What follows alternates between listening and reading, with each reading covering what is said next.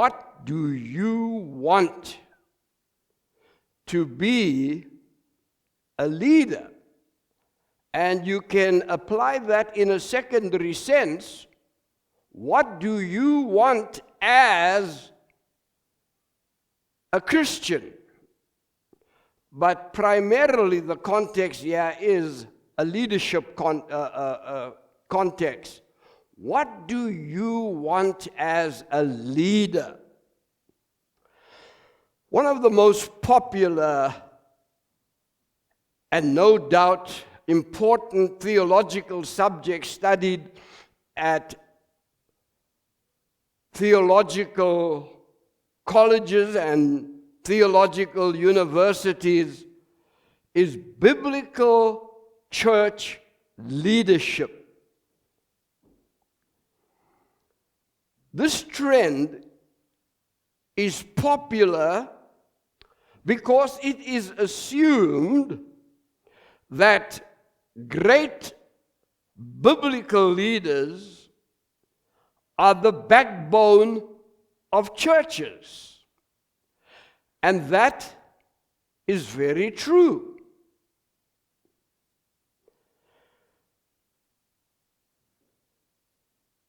Those of you, and I guess that includes all of us, whether it is pastor, board members, or in the subsidiary ministries, children, ladies, women, men, all of us as biblical leaders, I say biblical leaders because there are leaders who operate in the world without the Bible. But we are biblical leaders, and we lead by the Word of God, and we lead by what God says in His Word. It is sad when people take what God says about leadership in the Bible and what the world says about leadership, and they mix the two. And very often, the sad thing is, when they mix biblical leadership with secular leadership, there's more secular leadership principles in what they believe and practice about leadership. Now, those of us who are church leaders need to be very careful as we lead. And I assume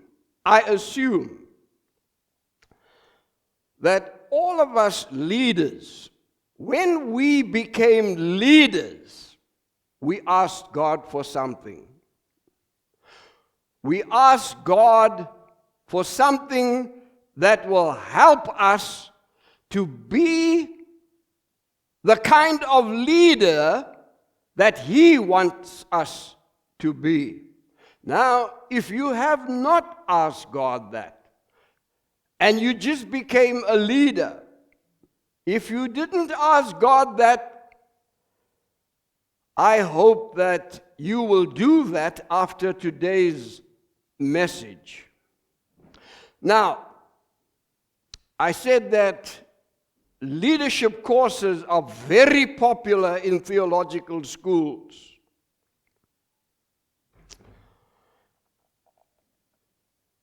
And most people go for leadership because they want to be successful leaders. But when we ask God to give us what we think is going to make us successful, we need to learn from Solomon what to ask God for as leaders. If you don't begin here and you ask God for this or that or something else, I will tell you what's going to happen to you as we go through this message today. I think the greatest leadership request that we can make is the one that Solomon asked God when he became king, a leader of the nation of Israel. The Bible actually says that he became the greatest king that ever lived. And in the book of 2 Chronicles, we have 21 kings listed, and some of them were good kings, some of them were bad kings. Some of them were, not some of them, all of them were measured by David, and we will say later on in a later message why. And some of them who were measured by David were successful. Those who were measured as failures when compared to David, they were not so successful. Now, we need to understand that wisdom and knowledge is where we all need to begin as leaders. Wisdom and knowledge are the highest, I believe, the highest qualities of leaders. They are at the center of biblical Christian leadership. And they are at the center of biblical Christian leadership because they sensitize us to God and bring out from us all that we know about God. They bring out from us all those virtues that God takes from His Word and guides us into good leadership. Into leadership that is quality in its essence and in its actions as leadership.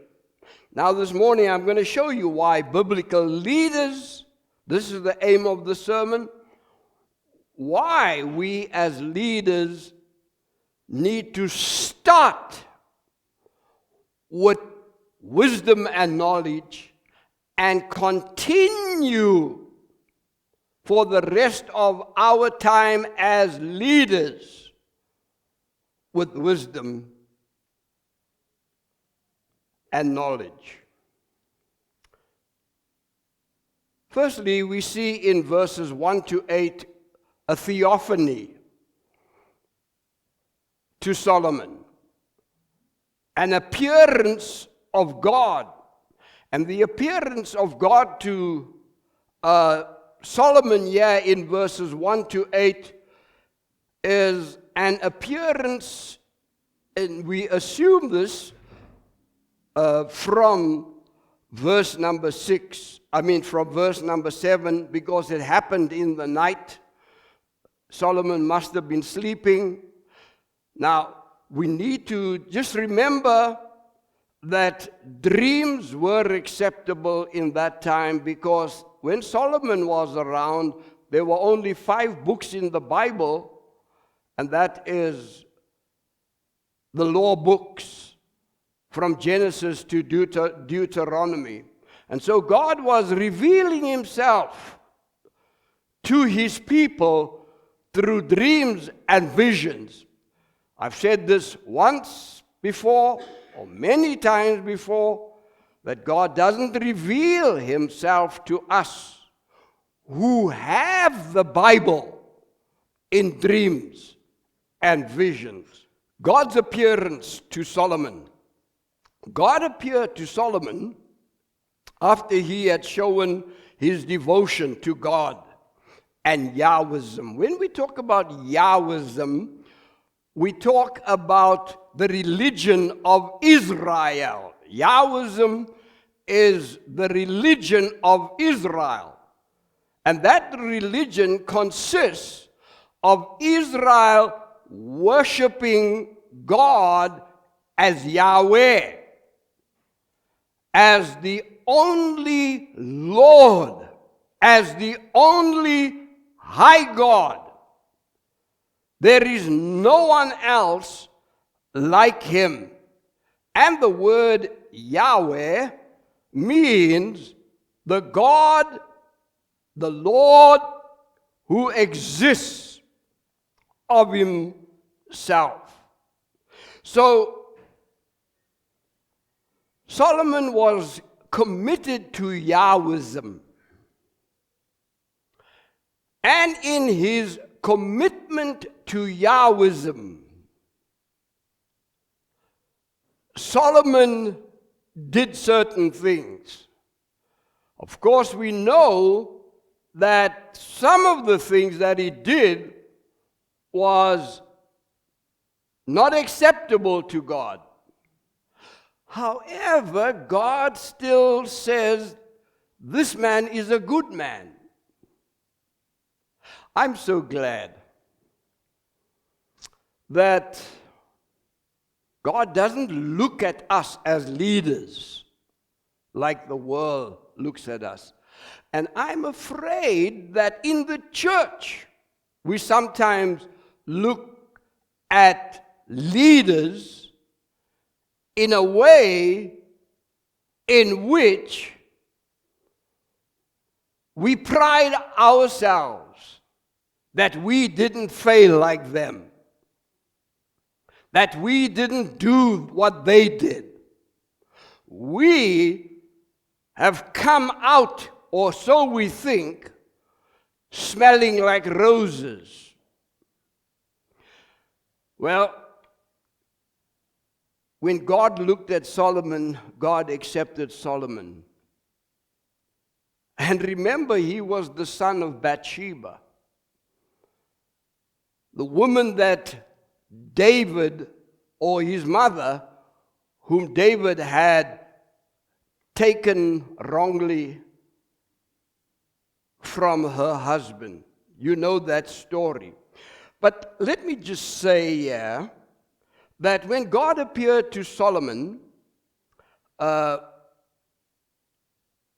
appeared to him because of his devotion to God. And we see 3 things about the devotion of Solomon to God. And notice about these 3 things. Or not the 3 things. Notice about the foundation that led to the appearance. Verse number 1. Now Solomon, the son of David, was strengthened in his kingdom. That's number 1. Everything we read in verse number 1, you'll notice, did not come from Solomon. It came from God. And it says in verse 1, Solomon was strengthened in his kingdom. In other words, he was empowered in his kingdom. And as we read the verse, it tells us that it was from God that he was empowered. Now, we who are leaders, whether you're leading a little children's church, or whether you are a pastor, or whether you are high up in the ecclesiastical circles,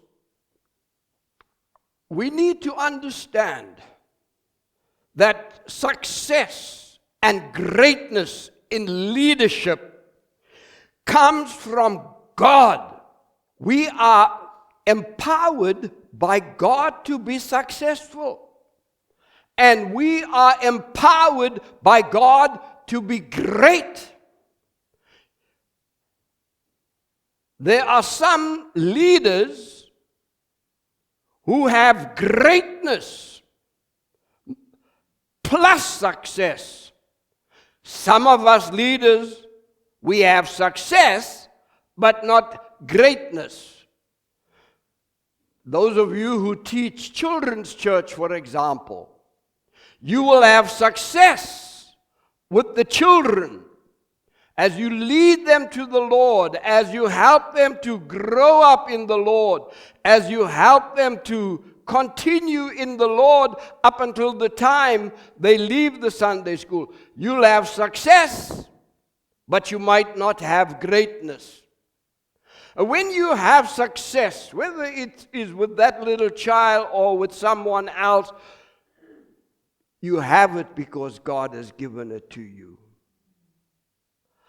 I can't understand why it is that in leadership there is so much focus upon oneself. There is so much idolizing of oneself as leaders. And you have it in the churches where the people idolize this leader. We know a lot of illustrations, I won't give you, but in our own context, there are leaders in our church, nationally and regionally, whom we think are better than others. Or they think they are better than others. And they think that they have more power, more gifts, more qualities, more everything than others. It's a terrible thing, dear people, when you and I compare ourselves with other leaders and think, I am a good leader. I am a leader who has success and greatness because of who I am. Be careful if you are in that category as a leader. You've got nothing. You came with nothing. You are what you are, firstly, because God made you a leader. And secondly, because He empowered you to be a leader. I tell you, if your leadership is focused upon yourself, and that is true about so many leaders, that when the focus is upon themselves, all they are producing in their leadership is uselessness. They are unproductive. Oh, well, they might show, I led this one to the Lord, I led that one to the Lord, that one is in the pastorate today because of me, or that one is this or that or something else because they were in my Sunday school class. If you think it is because of you, you are an artificial leader. Empowerment comes from God. Well, Solomon, the son of David, was strengthened in his kingdom by God. and the Lord his God was with him. Now Solomon the son of David was empowered in his kingdom, in his rule as a king by God. Great truth that is. And then it says, and the Lord his God was with him. The Lord his God was with him.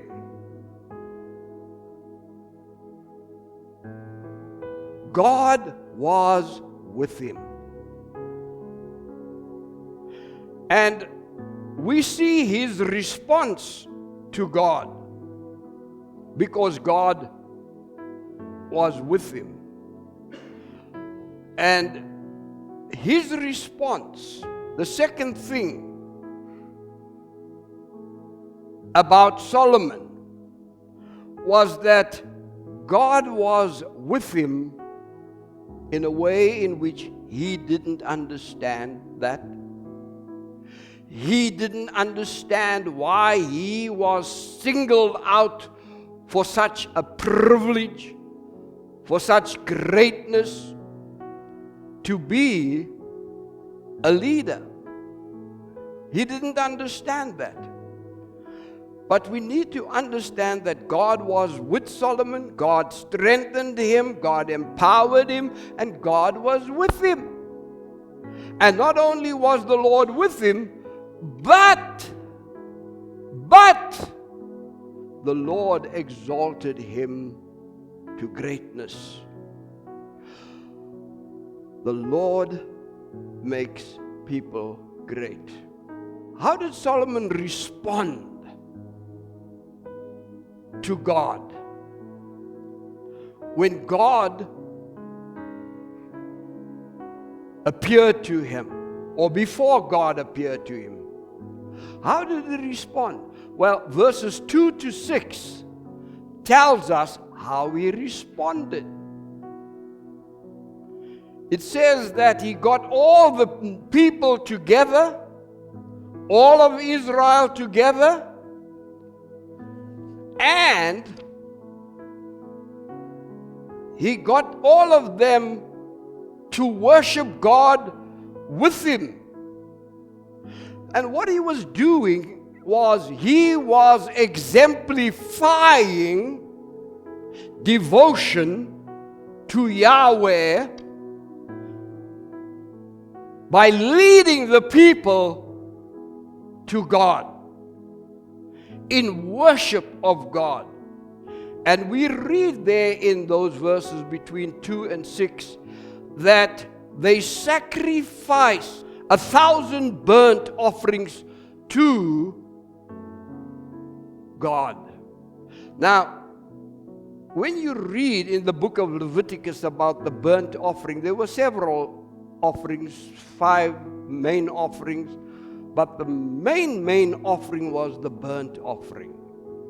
And the burnt offering was the offering when the offerer brought it to God, when the worshiper brought it to God, and he put it on the altar of sacrifice, and it was burnt right to its becoming nothing. It was an offering in which the worshiper says, I'm giving you everything of myself. Everything. Now there were a couple of offerings where the offerer and the worshippers, they could eat of that offering, but the burnt offering, they could not eat of it. They were to give God everything of that offering. That's a very important lesson in our worship. When we worship this God, we worship him and we come to him and we say something to this effect, that you are God, you are Lord, You are the only God. You alone are Lord. And whatever I am and whoever I am and whatever I have, it all comes from you. It does not come because of myself. And as I come to you mentally and spiritually, I give to you my everything. I give to you my everything. I give to you my mind. I give to you my heart. I give to you the gifts that you gave me. So, biblical church leadership, if you're going to be a leader, beloved, you need to know how to worship God. And you need how to let go of yourself. You need to learn how to give your everything to God. Everything. If you cannot worship God and if you cannot give Him everything, you don't deserve to be a leader. But here's the third thing. After a great celebration and a great display of his and the nation's devotion, where Solomon and the nation said to God, have all of us through the burnt offering. When they said that, we see that that is when God appeared to Solomon in a dream. God appears to us in verse number 7 to Solomon. On that night, God appeared to Solomon and said to him, ask what you want and I'll give it to you. That came after worship. That came after a time of commitment. Never a day should go by when we make ourselves a burnt offering to God, or as Paul puts it in Romans, a living sacrifice, where he says, I beseech you, brethren, by the mercies, what God has done for you, to give yourself as a living sacrifice for God. Burn up yourself for God. Now Solomon did this because he acknowledged that God was merciful to him. He realized that whatever I am, how I became king, is because of God. When God adorned you and I with leadership, it was not because we were indispensable to Him. And when He appeared to us, and I hope God appeared to you spiritually, so that when you became a leader, it was from God. Not because someone says to you, you know, I think you will make a good Sunday school teacher, or you will be at this, or you will be at that. I know that in our church, because we are so hard up, we don't have enough leaders. We do that. We go to people and say, will you come? You know, we are not indispensable to God. People know we have need for leadership. God will give us the leaders that we need. But what we need to do is we need to worship, and God will appear to us. And God will say, you don't know it, but I have a great future for you. I have a great, great future for you. We thank all of you in our church who are leaders. But oh, please, I beg of you, don't ever think you are better than another leader. Don't ever think you know more about God and about the Bible than others. Don't ever think that you have ability that others don't have. You have led more to Jesus than others have. Whatever you are and whatever successes you have, it does not come from you. Does not come from me. Paul says, I am the worst of sinners. You can put it this way, I am the most useless leader, but God has given me success and greatness.